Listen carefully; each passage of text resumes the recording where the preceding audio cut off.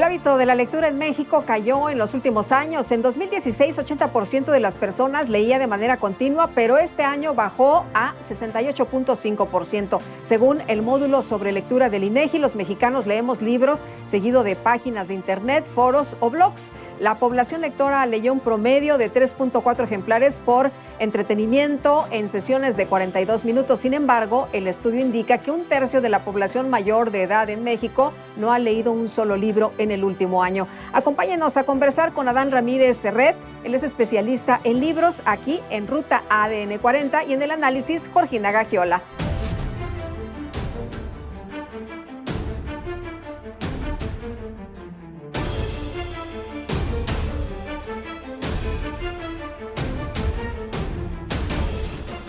Adán, como siempre, un placer poder platicar contigo. Muchas gracias. Gracias a ti, Lupita, por la invitación. Es un gustazo estar aquí contigo. Oye, y en esta ocasión, cifras no muy buenas para la lectura en nuestro país. De hecho, el INEGI ha dado información de que estamos leyendo menos. Sí, muy desafortunadas cifras, muy tristes en muchos sentidos.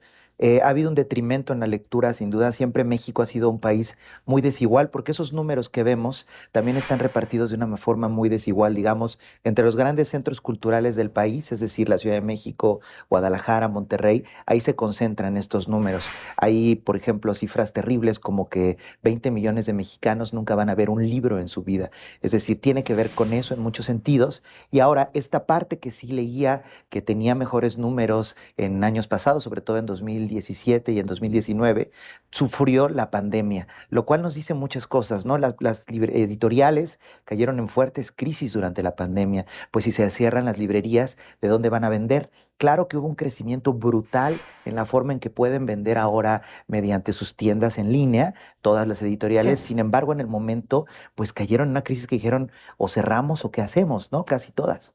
Oye, pero quienes tenían algún libro en su casa, quienes tuvieron la oportunidad, nos dices, no es el mismo universo de aquellos que no tienen el acceso. Sí, por supuesto. Creo que eso se ve, por ejemplo, que hay un detrimento también en cuanto más envejeces, menos lees, lo cual es muy interesante. Creo que podemos pensar que entre las personas después de 35 años que han dejado de leer tiene que ver también con la prensa escrita. Muchos periódicos también han caído en crisis, hacen mucho menos ejemplares y también recordemos que los periódicos nacionales en realidad son de la Ciudad de México, es decir, la repartición que hay hacia el país de la prensa no es tan fuerte, entonces por eso ellos que leían sobre todo periódicos y revistas, que no leen tanto en línea, ha caído porque hay muchos menos ejemplares físicos que se puedan tener.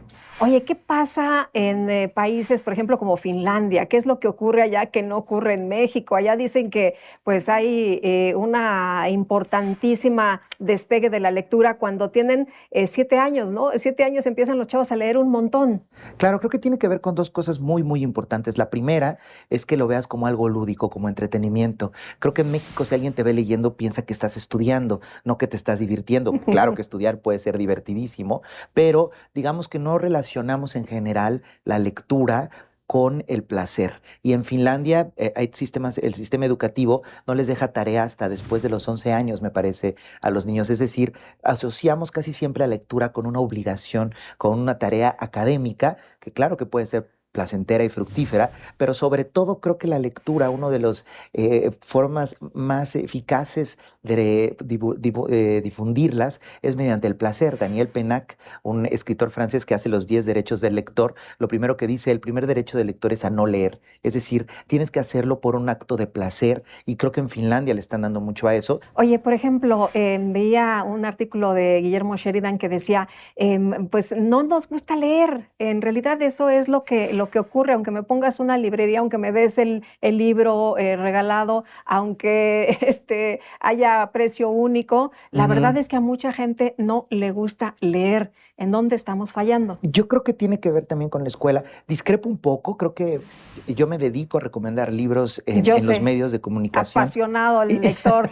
Y la gente lo que más quiere es saber qué leer. Yo creo que el problema es que no nos guste leer si no sabemos cuál es nuestro libro que tenemos que nos va va a apasionar. Y yo siento que sí hay un género, sí hay ciertos libros que a cualquier persona nos pueden apasionar. Yo creo que en lo que sí tiene razón Sheridan es precisamente en esto de que dentro de nuestra escuela, nuestros propios profesores no son lectores. No es su culpa, digamos, creo que es un problema de formación del país, ¿no? En general, quienes leen pertenecen a una élite cultural y económica en este país, por desgracia, y no tiene una difusión, un poco lo que decía antes, social. Sin embargo, creo que si nos acercamos a la Ciudad de México, que es estos círculos culturales muy potentes de Latinoamérica, alguien que venga de Buenos Aires, de Santiago, se va a sorprender de la cantidad de librerías que hay en México. Ahora hay quien dice que no hay que leer por placer.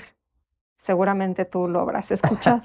Yo creo que hay que leer por lo que sea, digamos, incluso había un escritor que decía, Oden, es mejor cuando detestas a un escritor porque lo vas a leer mejor, vas a concentrarte más en sus errores. Tú puedes leer por lo que tú quieras. Si quieres leer para lucirte en una sobremesa, está bien. Si puedes leer para hacerte erudito, está bien. Y si quieres leer para ser más feliz, también está bien. Digamos que lo interesante es que los libros sean parte de nuestra vida y que no estén allá en un rincón y quienes los consumen sean una cofradía de personas extrañas. Y creo que en países como Finlandia, como Francia, se construye eso, que son parte de una sociedad. Y creo que esa es la riqueza o ese es el cambio que puede haber en nuestra estructura hacia la literatura. No verlo como algo serio, digno de unos señores de traje que dicen cosas incomprensibles, sino que hablan del amor, de nuestros sentimientos más importantes con nuestras madres, nuestros padres en general, con nosotros mismos, ¿no? Creo que habría que verla así. Hay personas que dicen, de acuerdo con este dato que revela el INEGI, que no se lee porque pues no tienes tiempo, porque te aburre, entre algunas otras cosas, o porque estás enfermo. Creo que es culpa también, que hay una culpa de quienes nos dedicamos a la literatura, desde la academia y desde la propia creación literaria, de hacerlo mucho como no vas a entender de lo que estoy hablando. Y creo que es muy importante decir, esto forma parte de la vida de todos, ¿no? En realidad, y ahí ya vas a tener tiempo para eso. Es como, oye, pero ¿por qué no te reíste ayer? No, pues es que no tuve tiempo. No sería así, ¿no? Es el consumo que hacemos de series de televisión, el consumo incluso del tiempo libre. Creo que también la literatura tiene que ver algo que está un poco en contra de nuestra forma de entender el mundo, y esto tiene que ver con el tiempo. Es decir, creo que solo pensamos en cosas ultra productivas. Me voy a levantar a correr y luego voy a comer muy sano y luego, que está muy bien, por supuesto, y luego voy a ir a trabajar y todo mi día, durante 13 horas, estoy haciendo cosas útiles. Y creo que la literatura pertenece a esas cosas inútiles que son completamente esenciales, como dormir, como perder el tiempo viendo un árbol, como perder el tiempo caminando. Es decir, hay una cosa aquí del ocio en un sentido positivo con el que tiene que ver la literatura, que además fomenta tu creatividad y te quita el estrés, digamos. En ese sentido se vuelve útil de una forma paradójica, y creo que allí es donde no estamos encontrando el tiempo, porque leer es encontrar un tiempo para ti mismo, y si dices no lo tengo, es que no te estás dando un tiempo para ti mismo, ¿no? Decías de la literatura, de los libros que están en el rincón. Había un programa, no sé si todavía exista, en la Secretaría de Educación Pública, donde se llamaba Los Rincones de Lectura. Y creo que eran bastante exitosos. Claro, yo creo que cualquier programa que haya que acerque a las personas a la literatura funciona siempre. Contrariamente a lo que uno pensaría, casi siempre son un éxito. Cuando llevas a un escritor, a un lugar, cuando llevas a alguien de fomento a la lectura, la gente siempre se interesa. Y por supuesto que esto pues, funcionaba en el rincón, y ahora que lo dices, para retomar la metáfora, cuando suceden este tipo de ejercicios, lo que es increíble es que todo mundo se te acerca y te quiere contar una historia para que alguien le escriba, o quiere contar una historia que es digna de relatarse. Y creo que ahí es muy importante sacar a la literatura de específicamente a quien escribe y que le pertenezca a esas personas. Yo creo que no, creo que todos podemos tener un diario, todos sabemos. Una buena parte del país sabe escribir, una parte del país sabe leer. Entonces creo que tiene que ver con eso que funcionan estos rincones, de que sí es una parte íntima, pero habría que sacarla de allí para que forma parte de, a lo mejor, un espacio que tú tengas por ti mismo para siempre, ¿no? Y además tenemos una gran riqueza de libros, ¿no? Uy, Desde sí. los infantiles hasta todos lo que tú quieras, juvenil y bueno. de Por todo. supuesto, Lupita, eso es algo increíble. Desde la propia obra que se hace en México, es decir, de las creadoras y creadores que hay, de las editoriales que hay en México, el Fondo de Cultura Económica hace unos libros infantiles hermosas, esta editorial El Naranjo, es decir, hay proyectos bellísimos que hay. Lo importante sí es entonces, a partir de estos rincones de lectura, de difusión de lectura, enseñársele a la gente qué es lo que se está haciendo aquí, porque yo he visto así literal, directamente, que a la gente cuando le das un libro sí le interesa, sí se siente interpelada por eso. Muy bien. Adán, qué gusto. Un gusto contigo, Muchísimas Lupita. gracias. Un gustazo. Gracias por la invitación. Y nosotros hacemos un recorrido por las redes sociales.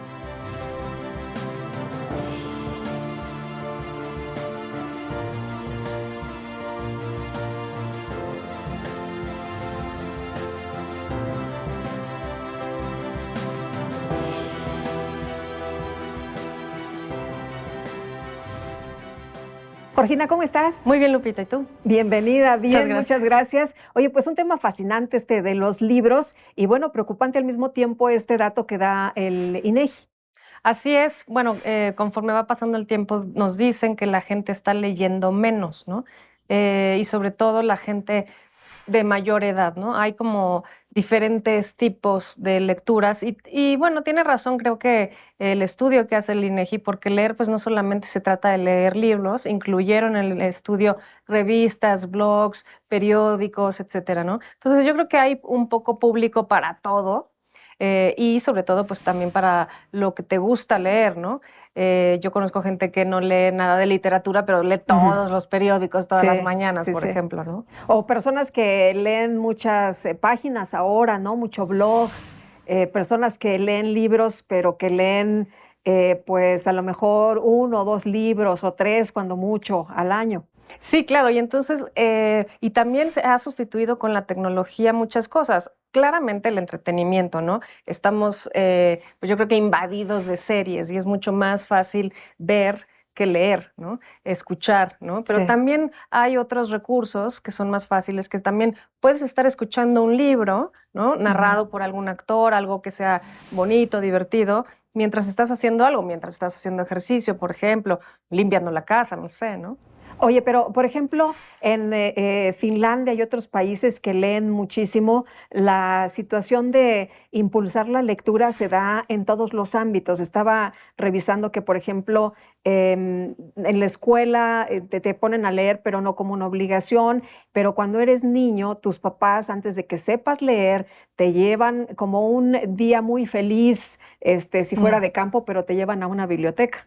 Claro, yo creo que en México tenemos diferentes situaciones. Primero, bueno, que nos dice el INEGI que los padres tampoco leen, que pareciera que el acceso era más difícil, aunque tenemos muchísimas bibliotecas públicas, incluso más que en Argentina o incluso más que Chile, como nos han mencionado. Oye, ¿cómo podríamos aplicar una, como tú dices, política pública que sí nos dé resultados? ¿De quién depende?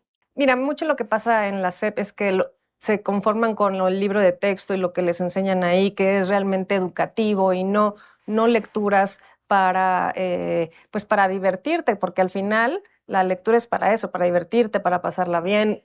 A través de eso aprendes, obviamente, ¿no? Hay que crear un hábito, ¿no? Hay que crear hábitos, pero hábitos que nos gusten. No necesariamente tienes que leer algo dificilísimo para... Como decía Dan, ¿no? Sí. El primer mandamiento de los derechos de los lectores es, pues tienes derecho a no querer leer, ¿no? A no querer leer, pero también a leer lo que te guste y no lo que a fuerza te diría a lo mejor los grandes intelectuales en México. Muy bien, Georgina, muchas gracias. Gracias a ti. Y gracias también a usted por habernos acompañado. Nos vemos la próxima y que la pasen todos muy bien.